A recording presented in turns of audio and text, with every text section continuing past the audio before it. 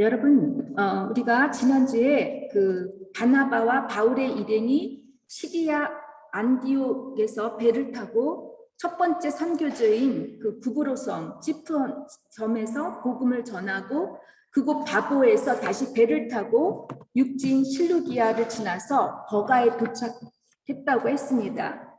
그런데 이 버가라는 곳에서 바나바의 조카인 마가 요한이 선교 여행을 포기하고 예루살렘으로 돌아가게 됩니다.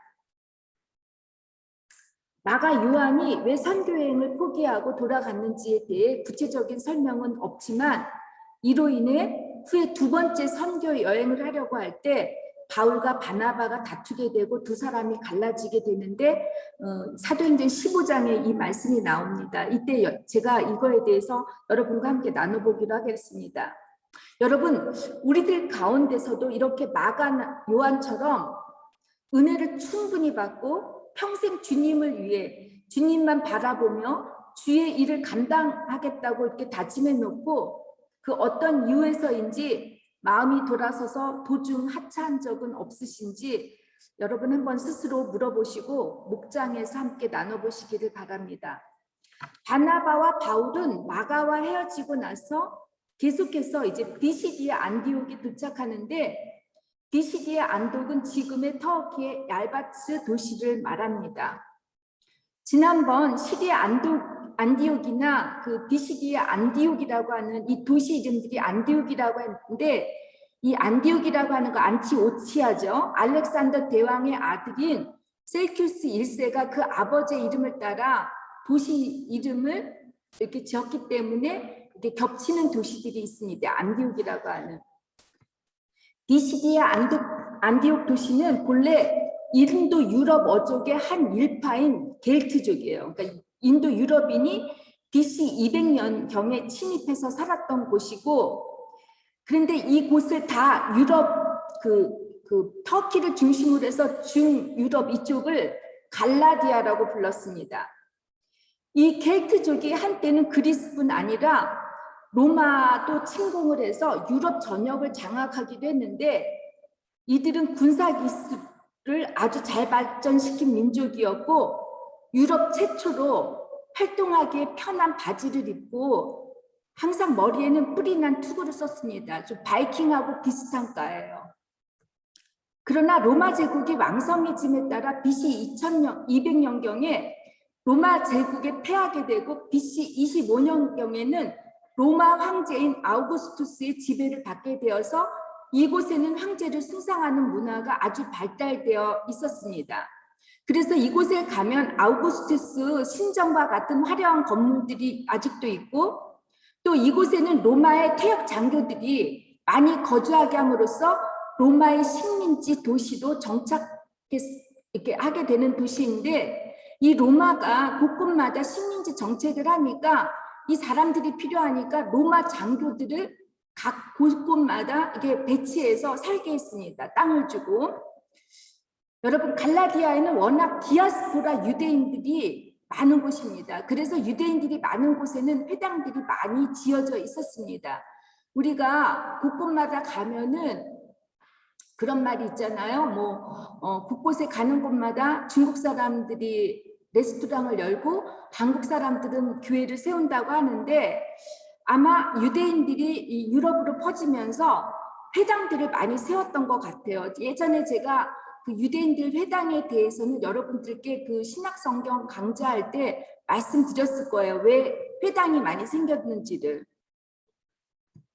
그런데 이 바울과 바나바가 선교를 할 때 가장 이 걸림돌이 된 게 바로 이 회당에서 모이는 유대인들의 율법주의. 그러니까 외국에서 있으니까 더 전통을 중요시 여길 거 아니에요. 그렇죠? 그러니까 이들이 율법주의, 유대주의의 그 영향인 그 율법주의가 너무너무 강하니까 이것에 그 바울이 선교할 때마다 부딪혔는데 여러분 이 갈라디아가 바울이 최초로 세운 개척교회입니다. 그래서 바울 서신들을 다 보면 갈라디아서가 제일 먼저 쓴 서신 중에 하나입니다. 비시디아 안디옥에 도착한 바울과 바나바가 제일 먼저 찾은 곳이 유대인들이 자주 모여 있는 회당이었는데 본문 내용을 비추어 보면 그날이 안식일이었던 것 같습니다. 유대인들의 예배가 끝마치기 전 회당 장인은 바울과 바나바에게 사람을 보내어 자신들에게 권면할 말씀을 부탁을 하니까 바울이 복음을 전하기 시작하는데 그가 전한 설교 내용이 13장 17절에서 41절까지의 내용입니다. 바울의 설교 내용을 한마디로 축약하자면 주도적으로 행하시는 하나님이라는 겁니다. 하나님은 택하시고 인도하시고 참으시고 주시는 분이라는 것입니다.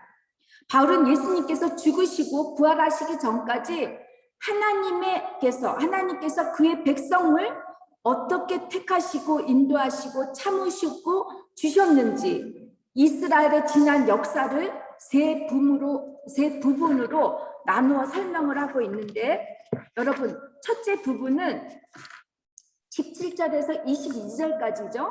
이스라엘 백성이 출애굽으로부터 이제 출애굽해서 40년의 광야 생활과 가나안의 정복과 정착 그리고 사사시대 사무엘 선지자를 거쳐 이스라엘의 왕정시대인 사울과 다윗까지 이렇게 얘기를 하고 둘째는 23절에서 31절까지 예언자의 시대 예언자의 입을 통해 하나님께서 말씀하시는 그 시대를 말하고 그리고 마지막은 세 번째는 38절에서 41절까지 예수 그리스도를 통해서 하나님께서는 인간의 모든 죄를 사해 주시고 구원해 주시는 분이신데 우리가 오직 예수님을 믿음으로써 가능하다는 것이 이 바울의 전체 설교 내용입니다. 저는 이 바울의 설교 내용을 제가 휴가 끝나고 나서 계속해서 앞으로 두 차례에 걸쳐 여러분과 나눠보고자 하는데 오늘은 13절에서 21절까지 본문 말씀을 나눠보기로 하겠습니다. 여러분 놀라셨죠? 41절까지 다 나눌까 봐 걱정하셨죠? 그렇지 않습니다. 특별히 오늘 본문 내용의 중심인 단어 4개 동사 나오죠? 택하시고 인도하시고 참으시고 주시는 하나님에 대해서 나눠봅니다. 특별히 오늘 말씀을 묵상하면서 우리 모두 우리의 지나온 삶을 돌이켜보면서 하나님께서 어떻게 나를 택하시고 인도하시고 참으시고 주셨는지 그 하나님을 되새겨보면서 혹시 여러분들 중에 하나님 은혜를 잠시 잃었거나 주님께 섭섭하거나 속상한 마음이 계신 분들은 뒤돌아보면서 앞이 안 보일 때는 무조건 듣고 뒤돌아보는 게 상책이에요. 뒤돌아보시면서 하나님의 인도하심과 계획하심이 이랬구나 하는 마음으로 여러분 새롭게 하나님의 은혜를 경험하시기를 주님의 이름으로 축원합니다. 바울은 설교를 시작할 때 16절 이스라엘 사람들과 및 하나님을 경외하는 사람들아 들으라 샤마이 그게 오늘 우리가 이번 주에 주시는 말씀이죠. 신명기 말씀 쉐마 이스라엘 들으라고 명령을 합니다. 여러분 쉐마는 유대인들의 전통입니다. 어려서부터 하루에 2번씩 내가 내게 명하는 이 말씀을 너는 내 마음에 새기고 내 자녀에게 부지런히 가르치며 강론하라는 말씀을 이스라엘 유대 민족들은 암송해야 합니다. 남자아이가 태어나서 말을 시작할 때 처음 배우는 말이 쉐마 이스라엘 들으라는 말입니다. 또 사람이 다 죽을 때가 됐을 때 죽음을 앞두고 나서도 쉐마를 고백해야 할 정도로 쉐마는 이스라엘 유대 민족들의 신앙 고백이기도 합니다. 히브리어 마소라 성경에서 보면 신명기 6장 4절의 말씀에 이스라엘 들으라 우리 하나님 여호와는 오직 유일한 여호와이시니를 보면 이 절의 첫 단어 쉐마 그리고 마지막 단어의 끝 알파벳을 다른 글자보다 크게 기록했다고 합니다. 이 큰 2글자를 쓰인 그 2 알파벳을 합치면 히브리어 에드가 되는데 이 에드라는 뜻이 무엇인지 아십니까? 증인이라는 뜻이에요. 증인. 하나님의 말씀을 듣는 자가 곧 증인이라는 것입니다. 로마서 10장 17절을 보면 믿음은 들음에서 나며 들음은 그리스도의 말씀으로 말미암았다고 했습니다. 진정한 믿음은 복음을 듣는 데서부터 시작되며 그 듣는 것의 핵심은 그리스도의 말씀인데 여러분은 정말 잘 듣고 계십니까? 주님께서도 말씀을 전하실 때마다 귀 있는 자는 들으라고 하셨는데 하나님의 말씀을 듣는 여러분의 자세는 어떻습니까? 복음의 증인으로서 우리가 아직 부족한 것이 있다면 어쩜 듣지 못하는 우리들의 불순종 때문인지 아닌지 여러분 한번 생각해 보셨으면 합니다. 여러분, 우리가 자녀들에게 혹은 남편에게 혹은 아내에게 혹은 부모님에게 똑같은 말을 반복하는 경우가 많습니다. 듣는 사람들은 잔소리라고 말할 수 있고 또 꼰대처럼 느낄 수도 있을 것입니다. 우리가 무슨 말을 할 때 아예 듣지 않는 것처럼 보이고 혹시 내 말을 무시하는 것은 아닌지 회의감이나 속상함이 들 때가 있습니다. 특히 여러분들, 여자분들 많이 그렇죠. 남편이 내 얘기를 안 듣는다고, 우리 아이들이 내 얘기를 안 듣는다고 이렇게 말을 합니다. 혹시 여러분들 그런 분들이 계신다면 여러분들 스스로가 나는 하나님의 말씀을 잘 듣고 있는지 한번 스스로 물어보셨으면 합니다. 주님이 말씀하시는데 나는 듣지도 들으려고 하지도 않고 내가 원하는 방식대로 내 마음대로 내키는 대로 살려고 하면서 어떻게 내 자녀가, 내 부모가, 내 남편과 내 아내가 내 말을 경청하고 따라주기를 바라고 있습니까, 여러분? 그렇지 않습니까? 주님의 말씀을 바로 듣고 깨닫고 주님이 원하시는 대로 살아보십시오. 내가 말을 할 필요도 잔소리도 할 필요가 없습니다.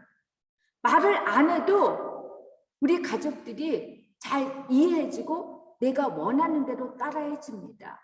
입으로만 말하는 게 아니라 우리의 마음, 논베어발이죠. 우리의 언어에는 두 가지가 있어요. 베어발, 말로 하는 거와 논베어발. 어떤 몸짓이나 얼굴 표정이나. 여러분, 하나님께 말씀을 순종 잘하는 사람은 우리의 태도가 틀려지게 되면 그 태도를 통해서 우리 아이들이, 우리 남편과 우리 아내가 내 이야기를 경청해 줍니다. 저는 설교할 때마다 사실 트라우마 같은 것이 있습니다. 아무래도 제가 두 나라의 언어를 사용하다 보니까 특별히 또 나이가 많이 들수록 이 단어들을 까먹고 생각나지 않을 때 제가 당황할 때가 많습니다. 특히 제가 설교를 할 때 막 남처럼 웃기고 남이 듣기 쉽게 이렇게 말씀을 전해야 되는데 제가 이렇게 잘 못하는 게 있습니다. 그래서 여러분이 지루하게 느껴지시거나 또 졸고 계시면 제가 이거 망쳤구나. 그런 마음이, 이게 떨리는 마음이 있습니다. 그런데 여러분, 저도 이러는데 하나님께서는 완벽하게 말씀하시는 그 하나님의 말씀을 여러분들이 듣지 않고 딴짓하고 딴 생각을 해보세요. 우리 하나님 마음이 어떻겠습니까? 여러분, 쉐마는 하나님의 권위 아래서 들어야 합니다. 그분의 사랑과 위엄 안에서 경외함으로 들어야 하는데 우리가 졸거나 딴짓을 하거나 다른 생각을 한다면 주님의 권위를 인정하지 않는 것입니다. 그렇죠? 쉐마 이스라엘, 쉐마 바젤 한인선교교회 형제 자매 여러분, 하나님의 말씀을 귀로도 마음으로도 간절하게 들으시기를 주님의 이름으로 축원합니다. 하나님이 어떻게 이스라엘을 인도하셨는지 바울의 설교 내용에 나오는 4개의 동사, 택하시고 인도하시고 참으시고 주시는 하나님에 대해서 21절까지의 말씀을 여러분 살펴보는데, 첫 번째, 하나님께서 하신 일은 이스라엘 백성을 택하셨다는 것입니다. 신명기 7장 7절에서 9절을 보면 하나님께서 이스라엘 백성을 선택하신 이유는 이스라엘 백성이 다른 나라 백성들보다 숫자도 많고 더 나았기 때문이 아니라 하나님께서 사랑하시기 때문에, 하나님께서 이미 이스라엘 백성들의 조상들에게 언약하신 약속을 지키기 위해서 이스라엘 백성을 택하셨다고 합니다. 아담과 하와가 지은 죄 때문에 하나님의 성품을 갖고 있는 우리들의 마음속에 죄라고 하는 것이 들어와 있었습니다. 이 죄라고 하는 것이 늘 떠나지 않고 함께 존재하고 있습니다. 우리가 하나님의 성품을 담았지만 우리 마음속에는 죄라는 것이 늘 도사리고 있습니다. 사자가 고기를, 짐승을 봤을 때 잡아먹힐 것처럼, 삼킬 것처럼 이 죄는 우리들을 도사리고 있습니다. 이 죄는 우리와 하나님의 관계를 단절시키게 하고 끊어지게 하고 우리를 타락하게 만듭니다. 그런데 여러분, 죄라는 것은 유감스럽게도 이게 뭐 안 멋있고 그러면 우리가 멀리할 수 있는데 늘 먹음직스럽고 보기에 아주 좋을 정도로 달콤하고 매력적이고 사랑스러워, 그리고 또 지혜로워 보이기 때문에 여러분, 죄를 이기는 것이 죄의 유혹에 빠지는 것보다 훨씬 쉽습니까? 어렵습니까? 죄를 이기는 것이 여러분 쉽습니까? 빠지는 것이 쉽습니까? 당연히 빠지는 게 쉽죠. 우리 죄는 한마디로 여러분, 먹으려고 하는 데서 출발한다는 거예요. 소유를 하려고 하는 욕심으로부터 죄가 생긴다는 것입니다. 갓난 아이들 보세요. 태어나면서부터 입을 만족하기 위해서 본능적으로 갓난 아이는 입을 벌리고 있어요. 그리고 잡히는 대로 입으로 집어넣으려고 해요. 심지어 자기 손가락까지도 입에 넣어 아이들은 만족하려고 합니다. 소유를 위해서 태어났다고 해도 과연이 아닐 정도로 이 먹는 욕심, 물질의 욕심이 본능이라는 겁니다. 예수님도 광야에서 시험을 받으실 때 처음 받은 시험이 돌로 떡을 만들라는 것이었습니다. 우리가 이 세상에 살면서 행복하게 살고 싶어 하는데 이 행복의 목적, 행복을 충족시켜 주는 것을 여러분 사람들에게 물어보면 다 물질입니다. 좋은 가정에, 좋은 학벌에, 좋은 직장, 경제적인 부, 건강 등 이 모든 것들은 다 물질입니다. 이 물질적 소유, 본능이 뭐가 그렇게 나쁘냐고, 죄가 되느냐고 물어보시는 분이 있을 것입니다. 당연하죠. 떡 자체, 물질 자체는 나쁘지도 악하지도 않습니다. 그러나 하나님께서 귀하게 창조하시고 사랑하는 당신의 자녀들인 우리가 이 아무것도 실체가 없는, 생명도 없는 이 물질에 우리의 온 마음과 영혼과 심지어 육체까지 얽매여가지고 노예처럼 사는 것이, 이런 노예처럼 사는 것, 죄라는 이것이 하나님 보시기에 악하다라는 것입니다. 물질에 내 욕심이 들어갈 때 물질의 지배를 받으며 살게 된다라는 것입니다. 이 물질적 본능이 욕심이 되게 되면 하나님과 물질을 동시에 섬기며 살 수가 없게 됩니다. 결국은 하나님과의 관계가 단절될 수 있다는 것입니다. 그래서 주님은 너희들이 빵으로만 살 것이 아니라, 물질로만 살 것이 아니라 하나님의 말씀으로 살아야 된다고 하셨습니다. 이런 물질의 지배 속에 노예처럼 살고 있는 우리들을 구원해 주시기 위해 구세주신 예수 그리스도를 하나님께서 보내주시기 위해서는 먼저 인간의 몸을 입고 올 수 있는 혈통들이 필요했던 것입니다. 그래서 아브라함, 이삭, 야곱, 족장들을 통하고 모세를 통하고 또한 사사들을, 그리고 왕정시대의 사울과 다윗과 같은 왕들을 선택해 주셨다는 것입니다. 우리 예수님이 다윗, 유다의 출신이잖아요. 야곱의 아들 중에 유다를 통해서 이새가 나타나고, 이새가 태어나고, 그 다음 이새 태어난 그 다음이 다윗이었어요. 그런데 예수님께서 인간의 몸으로 오실 때 하나님께서 선택하셨던 이 사람들이 아주 괜찮고 선하고 좋은 사람들이었습니까? 절대 아니잖아요. 우리 예전에 족장시대 하면서 족장들을 다뤄봤을 때 아브람도 이삭도 야곱도 다 어떤 사람이었어요? 하나님의 택함을 받은 사람들이 심지어 우리보다도 윤리적으로, 신앙적으로, 성격적으로 더 나은 사람들이 없었습니다. 아니 어쩜 우리 남편들은 아내 팔아먹지 않잖아요. 거짓말장애, 겁장애, 사기꾼의 살인자 같은 찌질하고 못난 사람들이 그런 사람들을 통해서 예수님이 오셨다라는 거예요. 우리와 별 다를 바가 없이. 하나님께서 여러분과 저를 택해 주신 것은 우리가 뭔가 특별해서가 아니라 그냥 하나님이 일방적으로 사랑하기 때문에 하나님의 일방적 사랑 때문에 선택해 주신 것입니다. 소위 한국에서 요즘 어떠한 부모나 어떠한 부모의 출신과 배경 그리고 부모의 사회적 지위와 재산 때문에 그런 것에 영향을 받고 태어난 자녀들을 이제 금수저, 은수저, 흑수저라고 이렇게 부르는다. 자식들의 노력이나 공로와 상관없이 처음부터 태어나면서 출신 성분이 금, 은, 동, 그다음에 뭐 똥이라고 그럴까요? 이렇게 구분되어진다는 거예요. 우리나라의 카스트 제도라고 할 수 있는데 참 슬픈 일이죠. 근데 여러분, 우리는 하나님의 금수저가 아닙니까? 전지전능하신 아버지 하나님 말씀 한마디면 모든 것을 다 가질 수 있는데 이게 우리들 금수저 아닙니까? 제가 어렸을 때 읽었던 그 마크 트웨인의 소설 왕자와 거지 이야기 여러분 다 알고 계시죠? 에드워드 왕자가 거지인 톰과 얼굴이 비슷해서 동시에 태어나가지고 옷만을 바꿔 입었어요. 근데 에드워드 왕자는 하루아침에 거지 신세가 되고 거지 톰은 왕자가 됩니다. 이 에드워드 왕자는 거지의 빈민굴에서 온갖 고생을 하게 되지만 자신이 왕자라는 것을 포기하지 않습니다.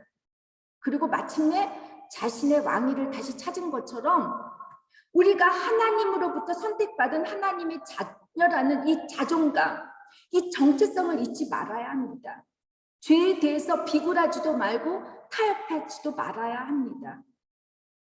여러분, 우리가 돈이 있을 때 뭔가를 사고 싶어도 사지 않는 거와 먹고 싶을 때 안 먹는 것과 돈이 없을 때 못 사고 못 먹는 것은 천지 차이입니다. 그렇지 않아요? 제가 유학 생활을 해봐서 이 말이 무슨 뜻인지 정말 잘 알고 있습니다. 우리가 하나님의 금수저라면 남들이 다 갖고 있는 것을 부러워하고 부끄러워하거나 자신감을 잃어버려서는 안 됩니다. 그죠? 가난한 사람이 고생을 할 때와 부자가 고생을 할 때 다르듯이 우리의 고난과 고통은 하나님의 자녀인 우리가 아버지 하나님께서 너는 왕자와 공주인데 너가 나와 같은 성품을 갖고 나와 같은 하나님이 이 왕이 되어야 되는데 너네들이 이렇게 살지 못하니까 너네들 지금 훈련시키는 거야. 이럴 때 우리가 고통과 고난을 이겨나갈 수 있지 않습니까? 근데 우리는 죄의 자녀라 생각해서 하나님 왜 우리에게 이런 고통과 고난을 주셨느냐고 따지고 묻지 않습니까? 저는 여러분께 고백을 합니다. 하나님께서 저를 목회자로 택해 주신 것에 대해서 사실 한동안 제가 회의감이 들었고 정말 다 그만두고 싶은 마음이 굴뚝 같았었습니다. 제가 봐도 목회자감이 아니에요. 저는 정말 목회자감이 아니에요. 뭐 생긴 것부터 시작해서 뭐 거룩한 것도 없고 정말 성격도 그렇고 모든 것이 부족하고 장점보다는 단점이 많은 사람입니다. 근데 저니까 점점 이제 목회자에 대한 자신감도 없고 그리고 일하는 것도 그저 그런 것 같고 포기하고 싶었을 때가 있었습니다. 그런데 생각지 않은 일이 정말 저에게 일어났습니다.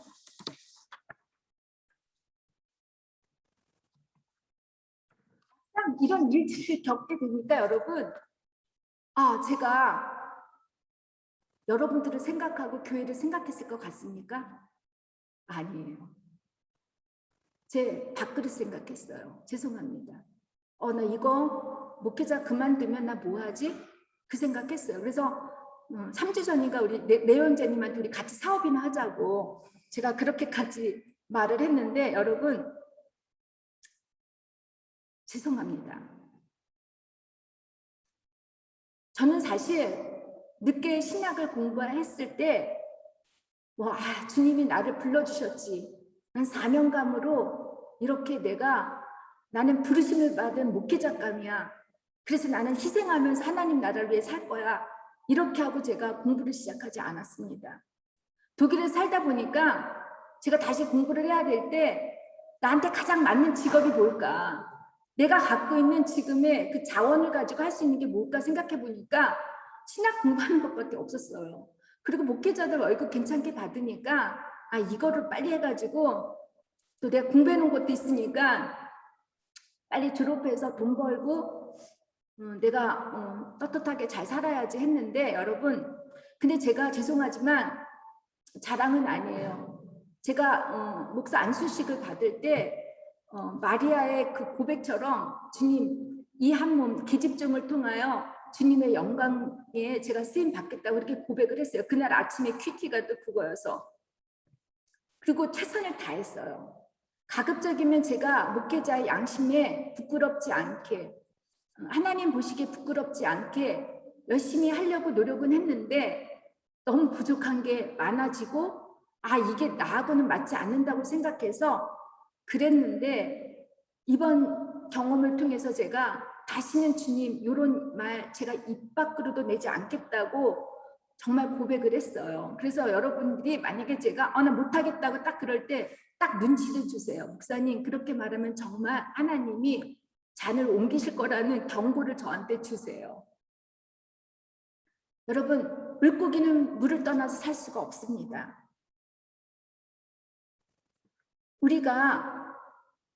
제가 목회자의 길을 선택을 제가 했지만 지난 시간을 돌이켜 보니까 제가 선택한 게 아니더라고요. 하나님께서 선택하셨어요. 저처럼 그 빠른 시간 안에 43세 신학 공부하는 거 마치는 거 이거 불가능했어요. 그리고 제가 마지막 그 세미나가 호밀레틱이라고 해서 설교학이었는데 제일 자신 없었던 거예요. 그래서 제가 이 설교학을 어떻게 해야 되나 기도했는데 하나님께서 저에게 부르실 때 엘리야를 주셨거든요. 그 엘리야를 설교하라고 했을 때 제가 설교에서 최고 점수를 받았어요. 제 언어에. 그런 거를 보면 하나님께서 제가 선택한 게 아니라 하나님이 저를 선택해 주셨다는 거예요. 여러분, 물고기가 물을 떠나서 살 수 없듯이 여러분들도 하나님께서 선택해 주신 분들이에요. 이 땅에 우리를 보내실 때는 각자에게 너가 할 일이 있다라고 다 알려주셨는데 우리 그거 잊고 살았다면 다시금 하나님 저를 왜 이 땅에 보내주셨죠? 왜 하나님 제가 무슨 일을 해야 되는지요? 우리가 물어보시고 여러분들의 사명을 잘 발견해 주시기 바랍니다. 지난주에 저는 두 사람의 자살 이야기를 들었습니다. 한 사람은 기차에 뛰어들고 한 사람은 석탄을 차에다 넣고 이렇게 돌아가셨다라고 해요. 우울증도 있겠지만 물질이 하나님보다 앞서게 되면 물질이 없어지게 될 때 그럴 때는 살 의미가 없어지는 것입니다. 둘째, 하나님께서는 우리를 인도하십니다. 하나님께서 택하신 당신의 백성이 440여 년 동안 이집트의 종살이에 고통과 고난을 받으며 신음하고 있을 때 하나님은 그들을 출애굽할 수 있도록 인도해 주셨고 약속하신 젖과 꿀이 흐르는 가나안 땅에 이르기까지 40년 동안의 광야 생활을 하게 하셨습니다. 홍해처럼 내 인생의 커다란 시련과 어려움이 막혀 있을 때 홍해를 갈라지게 하시고 낮에는 구름 기둥과 밤에는 불 기둥과 목마르고 배고플 때 마라의 쓴물을 달게 해주시고 만나와 메추라기로 인도해 주신 하나님이십니다. 제 삶을 돌이켜볼 때도 제가 처음에 유학 왔을 때 저는 부잣집에서 유학 온 게 아니라고 했습니다. 처음 부모님이 주신 목돈을 갖고 왔는데 그 이후로 저는 부모님께 한 번도 손을 내밀어 본 적도 없었습니다. 그리고 제 통장에 지금까지 한 번도 마이너스 된 적이 없습니다. 제가 잘나서가 아니라 또 누구 하늘에서 뭐가 뚝 떨어지고 누가 저를 돈을 도와줘서 그렇지 않았습니다. 사망의 음침한 길을 걸을 때도 있었고 밤에 눈을 감고 잘 때 제가 도저히 아침에 일어나지 않고 이대로 영원히 잤으면 하는 때도 있었지만 하나님께서는 한 번도 제가 해를 받거나 제가 피해를 받지 않도록 저를 도와주셨고 인도해 주셨습니다. 여러분, 혹시 여러분들 중에 힘들고 어려운 일을 겪고 계시는 분들이 있다면, 또 내일 일을 염려하시는 분들이 있다면 여러분 잊지 마시기 바랍니다. 여러분은 선택받은 자녀입니다. 하나님께서 여러분을 인도해 주시고 보호해 주십니다. 어떤 상황과 환경 때문에 하나님의 자녀인 우리가 해를 받지 않도록 주님의 막대기와 지팡이가 우리를 인도해 주실 것입니다. 주님께서 오늘도 내일도 우리의 모든 삶의 여정을 인도해 주실 것이니까 여러분 절대로 주님이 꽉 잡고 있는 손을 놓으려고 하지 마시기 바랍니다. 여러분들이 한순간도 살고 싶지 않은 그 순간에도 주님께서는 여러분을 붙잡고 계시니까 그저 힘들 때는 무조건 되고 주님께 붙어만 있기를 간절히 축원합니다. 세 번째, 참으시는 하나님이십니다. 이렇게 당신의 백성을 인도해 주시는 하나님이신데 이스라엘 백성은 어떠했습니까? 40년의 광야 생활이 힘들다고 옛적 노예 생활이 그립고 그 길로 돌아가겠다고 하지 않나? 하나님의 약속을 기다리지 못하고 조금 흉년을 만나게 되면 더 좋은 풍년의 애굽으로 피신을 가고 블레셋의 공격이 힘드니까 힘을 키워보겠다고 왕들을 요구하지 않나? 늘 불평과 불만을 하면서 주님께 구할 때마다 하나님께서는 이스라엘 백성들의 불평과 불만을 들어주셨습니다. 이스라엘 백성들이 원하는 대로 주님께서는 해주셨습니다. 여러분, 우리는 조금만 내가 원하는 대로 바라는 대로 되지 않고 어려움에 부딪히거나 힘들어지면 여러분 하나님을 원망하고 불평하지는 않습니까? 원망이란 지나간 일을 만족하지 못하게 하고 동시에 주위의 환경이 내가 기대했던 만큼 되어지지 않을 때 일어나는 감정입니다.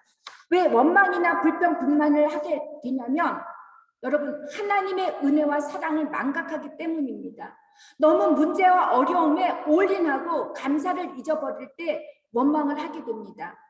하나님이 날 버리시지는 않았는지, 나는 선택받은 자냐가 아닌지 의심이 될 때, 하나님을 믿지 못할 때, 이럴 때 섭섭한 마음이 쌓이게 되고 이 섭섭하게 쌓인 마음이 원망으로 돌출하게 됩니다. 그런데 하나님께서는 우리가 원망한 것을 싫어하십니다. 이스라엘 백성들이 악으로 원망을 쏟을 때 하나님께서는 민수기 11장 1절에 여호와께서 들으시고 진노하사 여호와의 불을 그들 중에 붙여서 진영 끝을 사르게 하셨다고 하셨습니다.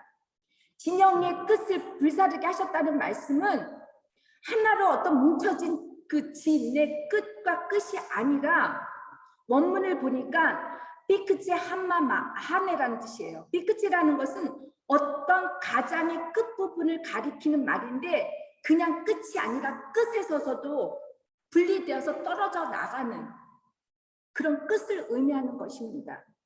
질서 정연하게 움직이는 대열에서 이탈하여 뒤에 처져 따라오는 무리들을 말합니다.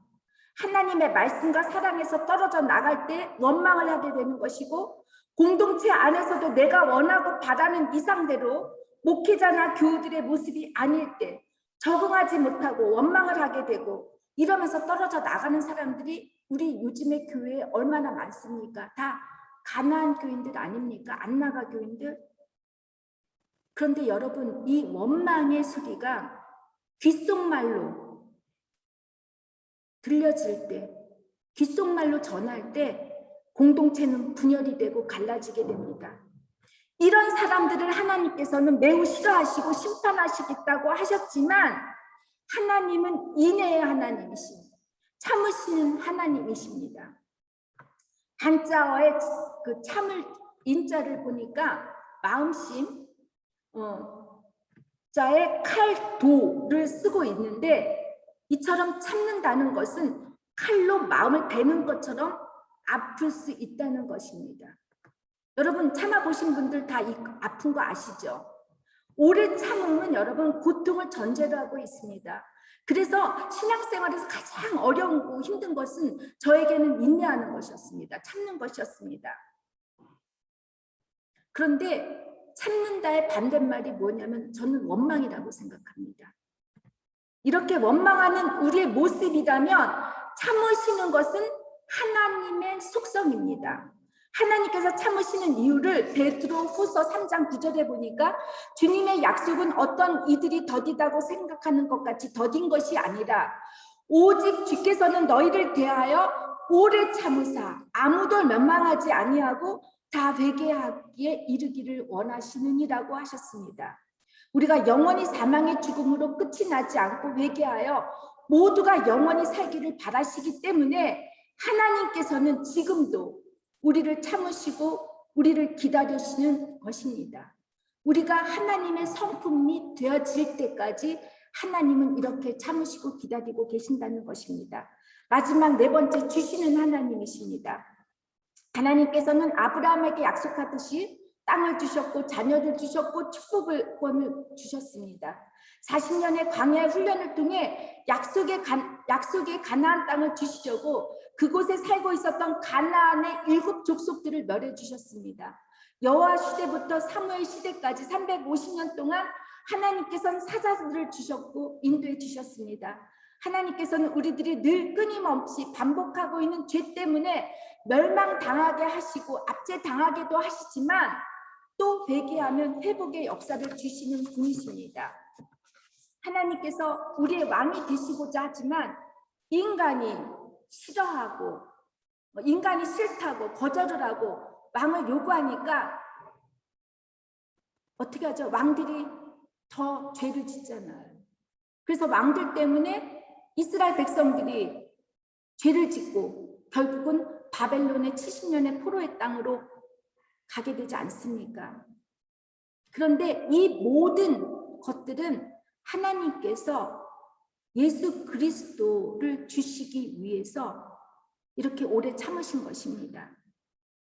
저는 예수 그리스도가 하나님께서 우리에게 주신 가장 큰 선물이고 가장 큰 축복이라고 생각합니다. 하나님은 늘 좋으신 것을 주는데 자기 아들의 생명을 우리에게 줬다고 생각해 보세요. 내 목숨을 살렸다고 생각해 보세요.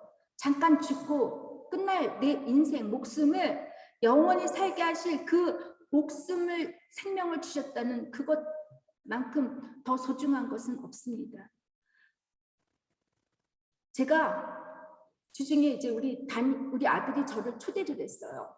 이번에 아들이 자기가 돈을 벌어서 그런지 가장 비싼 레스토랑을 초대를 했어요. 그러더니 예약을 다 해놓은 거예요. 한다는 말, 마마 가격표를 보지 말래. 이 오른쪽을 이것만 보고 먹고 싶은 걸 다 먹으래요. 레스토랑을 딱 가면은 여러분 다 아실 거예요. 비싼 레스토랑일수록 음식 양이 되게 작아요. 그죠? 여러 개를 먹으라는 거야. 전식, 후식 뭐 이렇게. 딱 제가 이제 먹는데 항상 저는 이렇게 먹을 때 우리 아들 그 틸러가 뭐지? 접시를 봐요. 그러면 우리 아들이 빨리 먹으면 저는 제 먹던 거를 이렇게 줘요. 엄마는 배가 부르다고. 저도 먹고 싶은데 이 먹는 거에 제가 우리 아들을 줘요. 이게 부모 마음인데 뭐 안 그런 분도 있겠죠. 우리 아들이나 딸이 먹을까 봐 내가 먼저 다 먹는 사람도 있을 거예요. 그렇죠? 근데 그런 부모님은 다시 한번 생각해 봐야겠죠. 근데 보통은 이 부모님들이 이렇게 줘요. 근데 이런 말씀이 있잖아요. 마태복음 7장 9절에서 보면은 너희 중에 누가 아들이 떡을 달라 하는데 돌을 주며 생선을 달라 하는데 뱀을 줄 사람이 있겠느냐? 너희가 악한 자라도 좋은 것으로 자식에게 줄 줄 알거든. 하물며 하늘에 계신 너희 아버지께서 구하는 자에게 좋은 것으로 주시지 않겠느냐? 라고 말씀하셨어요. 내 아들이 맛있는 거를 먹고 있는데도 불구하고 그 양이 적을까 봐 제가 주는데 우리 하나님께서는 우리에게 이거 안 주시겠습니까? 주시잖아요. 근데 우리가 구하는 것이 죄를 지은 단 거를 구한다면 우리 엄마들 아이들한테 단 거 안 줘요. 단 거를 줄 때는 꼭 이빨을 닦게 하시잖아요. 저는 여러분 우리가 신앙생활 하면서 우리가 구해야 될 게 가장 구해야 되는 것들이 무엇이냐면 하나님 기뻐하시는 거. 제가 이번에 우리 아들한테 잔소리를 했어요. 아직까지 교회를 결정을 안 했대. 그래서 제가 너 기도는 하고 있니? 근데 그 전에 제가 기도를 할 때 아들이 기도를 하고 있는 거는 같아요. 그래도 제가 들떠봤어요. 너 예배나 제대로 드려? 기도도 안 하잖아. 했더니 자기가 기도를 한대요. 엄마 힘들 때도 자기 기도했고 기도를 한대요. 교회를 결정하라고. 너 종교세는 내냐? 그러니까 종교세는 낸대요. 제가 그랬어요. 우리 담임한테.